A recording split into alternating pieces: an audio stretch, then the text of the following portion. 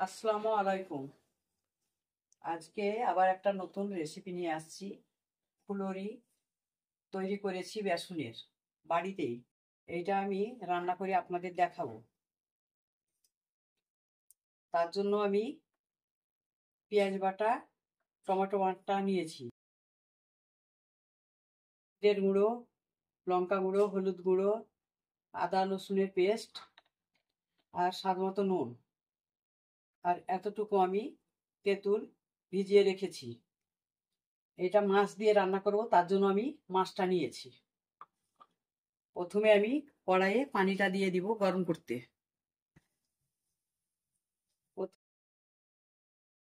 পেঁয়াজ বাটা, টমেটো বাটা আমি দিয়ে দিচ্ছি প্রথমে।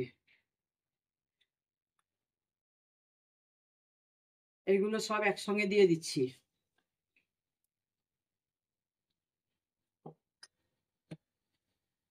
পানিটা ফুটে অবধি আমি অপেক্ষা করব। তেলটা আমি দিয়ে দিচ্ছি। এটা ভালোভাবে ফুটে যাক, তার ফাঁকে আমি ফুলরিগুলো ছোট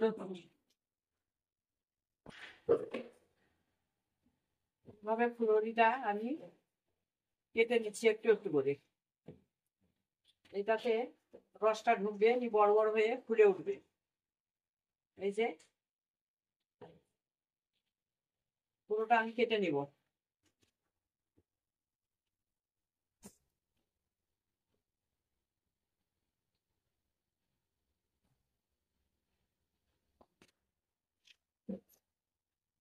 এইভাবে পুরোটা আমি একটু একটু করে কেটে নিলাম।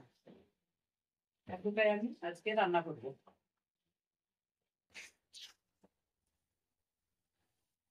পানিটা ভালোভাবে ফুটে গেছে, এবার আমি ফুলরিগুলো দিয়ে দিচ্ছি।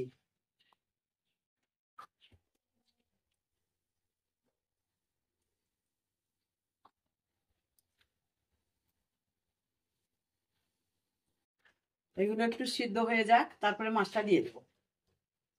একসঙ্গে দিয়ে দেবো না? এবার আমি মাছগুলো ভেজে রেখেছিলাম, এটা আমি দিয়ে দিচ্ছি।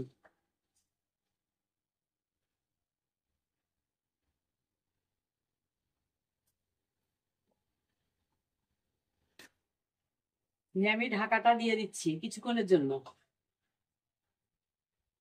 ঢাকাটা আমি তুলে নিচ্ছি।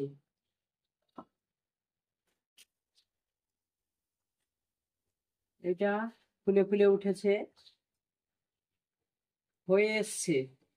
আমি তেঁতুলটা ভিজিয়ে রেখেছিলাম, হাত দিয়ে পেস্ট করে নিয়েছি। এটা আমি দিয়ে দিচ্ছি। পাকা তেঁতুলটা দিয়ে রান্না করলে খুব ভালো লাগে খেতে।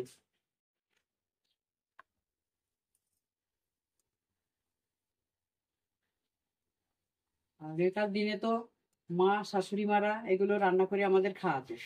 এখন তো এগুলো বিক্রি করতে আসে না, ঘরে নিজেরা তৈরি করে খেতে হয়। এটা খেতে খুব ভালো লাগে। কিছুক্ষণের জন্য আবার আমি ঢাকা দিয়ে দিলাম। ঢাকাটা আমি তুলে নিলাম।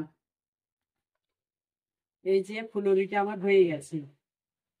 এইভাবে রান্না করলে খুব ভালো লাগবে, খুব টেস্টি হয়। যাতে তেঁতুলের টক পড়ে, পাকা তেঁতুলের, সেটাই খেতে ভালো লাগে। এটা আবার ফুলুরিটা আলাদা তেঁতুল দিয়েও রান্না করা যায়, মাছ দিয়েও রান্না করা যায়। যাতে দিবেন তাতেই দিয়ে রান্না করা হবে, খেতে খুব ভালো লাগবে। এইভাবে রান্না করে খেয়ে দেখবেন।